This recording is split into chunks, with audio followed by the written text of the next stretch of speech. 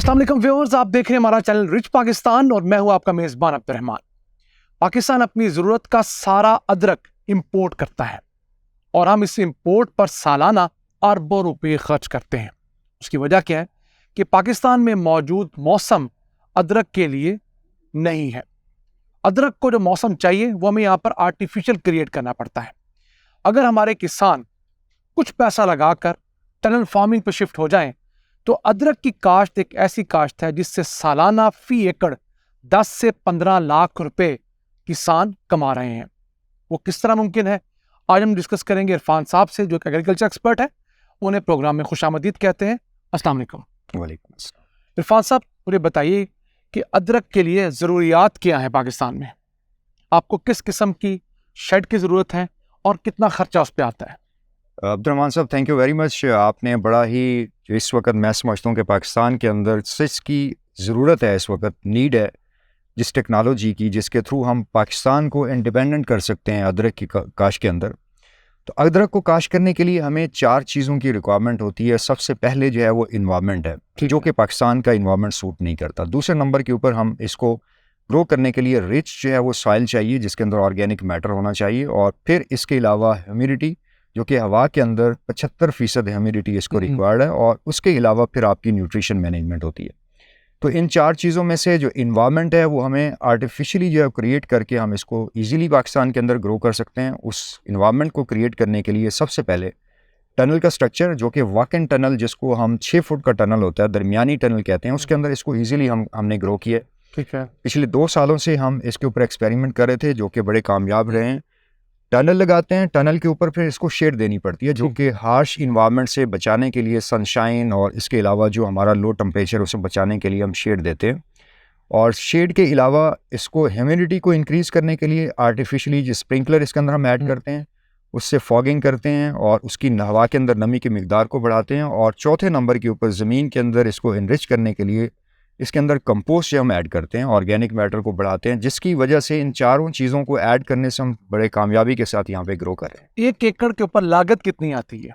इन सारी 4-5 चीज़ों को हमने जो डिस्कस किया है, उसमें जो मेन आपकी कॉस्ट होती है वो टनल की कॉस्ट है। टनल 1 एकड़ के ऊपर जो कॉस्ट है आपकी वॉक-इन टनल की, तकरीबन कोई 8 से 9 लाख रुपए का खर्च है। ठीक है। इसके अलावा आपका जो शेड आता है तकरीबन कोई 3 लाख रुपए उसकी कॉस्ट है। और तीसरे नंबर के ऊपर आपका स्प्रिंकलर और ड्रिप इरिगेशन सिस्टम है, जो बारिश का निज़ाम है। ये तीनों चीज़ें जो आपकी बेसिक होती हैं। चौथे नंबर के ऊपर आपकी सीड की कॉस्ट है। तो ये सारों को अगर मिलाएं तो तकरीबन कोई 14 से 15 लाख रुपए फी एकड़ आपकी कॉस्ट आती है, पहली दफ़ा जो आप लगाते हैं इसको। उसके बाद इसकी अगर हम इनकम की बात करें फ़ी एकड़, तो 1 एकड़ में से हम 6000 किलो इसमें से हमारी जो है वो पैदावार आती है, 6 टन। अब 6 टन मंडी के अंदर इस वक्त जो प्राइस है, जो सेल हो रही है, जिस प्राइस के ऊपर हमने बेची है, 400 रुपये किलो से लेकर 600 रुपये किलो। ठीक है। 400 रुपये किलो भी हो तब भी हमारी जो इसमें से नेट जो रेवेन्यू आता है वो तकरीबन कोई 24 से 25 लाख रुपए है। ठीक है। उसके ऊपर हमारा 15 लाख रुपए निकालने के बाद भी 10 लाख रुपए हमारा जो है वो फी एकड़ जो प्रॉफिट बच जाता है पहले साल। और अगले साल जो है सिर्फ हमारी सीड की कॉस्ट आती है, जो कि 1 एकड़ के ऊपर 3.25 लाख से लेकर 4 लाख रुपए खर्च है सीड का। 800 किलो इसके अंदर सीड लगता है और 800 किलो सीड लगाने के बाद फिर हम मिनिमम 6000 केजी और मैक्सिमम 8000 केजी तक, इससे भी ऊपर जा सकते हैं। इस टेक्नोलॉजी को अभी हम काम कर रहे हैं और बेहतर से बेहतर इसको कर रहे हैं। मैं जानना चाहता हूँ कि पहले साल तो हमने 8-9 लाख रुपया 1 एकड़ से कमाया, अगले साल हमारी प्रॉफिटेबिलिटी जो है, अगले साल हमारी प्रॉफिटेबिलिटी 18 लाख से लेकर 20 लाख के दरमियान में है, क्योंकि हमारी टनल लगी हुई है, हमें वो खर्चा नहीं करना पड़ेगा। एग्जैक्टली, बिल्कुल। और टनल कितने साल तक लगी रहती है? इसकी एज कितनी होती है? टनल की अगर हम बात करें तो टनल 7 से 10 साल चलती है। ठीक है। और क्योंकि लोहे के पाइप होते हैं, इनको किसी चीज़ का कोई प्रॉब्लम जो 7 फुट की टनल होती है जी, 7 फुट की टनल। और इसके अलावा जो शेड आता है वो 3 साल चल जाता है। और स्प्रिंकलर और ड्रिप इरिगेशन सिस्टम ये भी हमारे 5 साल चलते हैं। तो एवरेज, ऑन एन एवरेज इसकी हम लाइफ देखें पूरे स्ट्रक्चर की तो 6 से 7 साल इसकी लाइफ है। और एवरेज इनकम हम समझ लें 10 से 12 लाख रुपए तो कम से कम हर साल, मिनिमम 10 से 12 लाख रुपए हर साल हम इससे प्रॉफिट जो है वो इजीली ले सकते हैं। नाज़रीन, जिस जगह हम खड़े हुए हैं इसको वो टनल ना समझिएगा।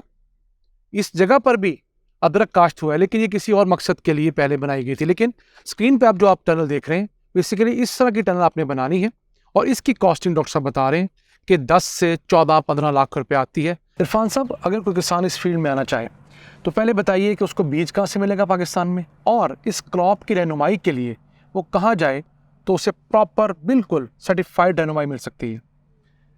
इसके लिए जो पाकिस्तान के अंदर सीड इस वक्त अवेलेबल है, कुछ सीड चाइना से इंपोर्ट किया गया था इनिशियली और उसको फिर फर्दर मल्टीप्लाई किया गया पिछले 3 सालों के अंदर। ठीक है।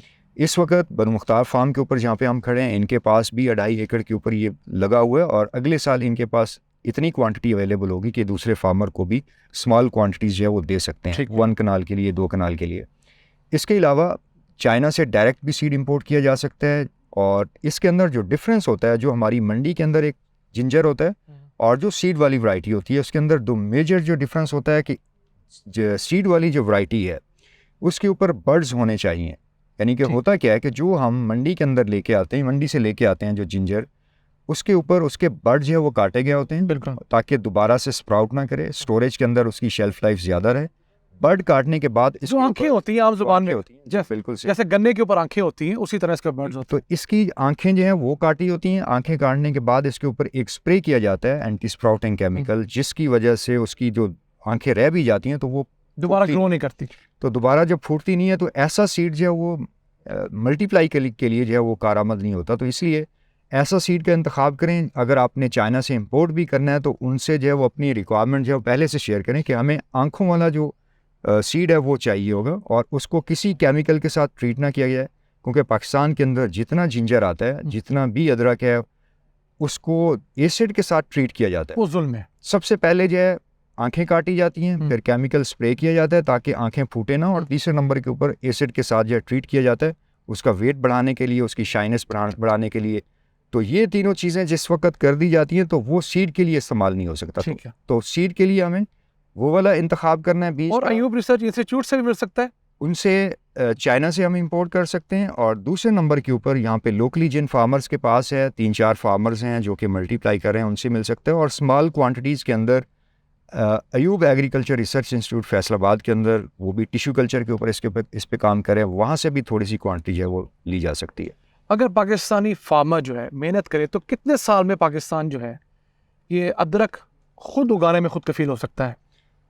मेरे ख्याल में मिनिमम 5 साल, क्योंकि पीछे 3 साल ऑलरेडी हम इसके ऊपर लगा चुके हैं और 5 साल इसके ऊपर अगर लग जाते हैं तो इंशाल्लाह पाकिस्तान इसके अंदर खुद कफील हो जाएगा। और मैक्सिमम अगर बात करें तो 10 साल। तो कितना एकड़ चाहिए हमें इसके लिए मैक्सिमम हमें तकरीबन को 20 से 25 हज़ार एकड़ चाहिए। 20 से 25 हज़ार एकड़ के ऊपर हम अपनी ज़रूरियात को भी पूरा कर सकते हैं और इसके साथ साथ हम थोड़ा बहुत बाहर एक्सपोर्ट भी कर सकते हैं। यानी कि कॉर्पोरेट फार्मिंग में ऐसे बड़े बड़े ग्रुप्स जिनके पास लैंड है, वसाइल हैं, पैसा है, वो उस चीज़ में आए तो यकीन कीजिएगा ऐसा प्रॉफिटेबल बिजनेस है जो कि उनको भी फ़ायदा देगा और जॉब्स भी क्रिएट करेगा उस इलाके के अंदर। डेफिनेटली। तो मेरे वो नाज़रीन, ऐसे हमारे प्रोग्रेसिव फार्मर, ऐसे हमारे लोग यंगस्टर्स जिन्होंने इनहेरिट की हैं ज़री ज़मीनें और आज मुख्तलिफ जगह पर शहरों में जाकर दर दर की ठोकरें खा रहे हैं और छोटी छोटी नौकरियां कर रहे हैं, उनके लिए बड़ा हाई टाइम है कि वो इस तरह की हाई वैल्यू क्रॉप्स में आएँ, कुछ मेहनत करें, अपने आप को इक्विप करें, नेट पर सर्च करें, मुख्तलिफ चीज़ें पढ़ें, तो अब यकीन कीजिए अपने देहात में रहकर आप करोड़ोंपति हो सकते हैं। अगर 1 एकड़ से आप 10-12 लाख रुपए, 15 लाख रुपए कमा रहे हैं और 10 एकड़ पे उसको मल्टीप्लाई करें आप 2-3 सालों के अंदर, तो क्या आप साल का 1-1.5 करोड़ रुपया नहीं कमा पाएंगे? बिल्कुल कमा पाएंगे। और 1-1.5 करोड़ रुपया 10 एकड़ के किसान के लिए सारी ज़मीन बेचने के बाद ही शायद मुमकिन हो पाए। ये था आज का एपिसोड। हमें उम्मीद है आपको पसंद आया होगा। अपनी तमाम सजेशन से, आरा से हमें आगाह रखा करें।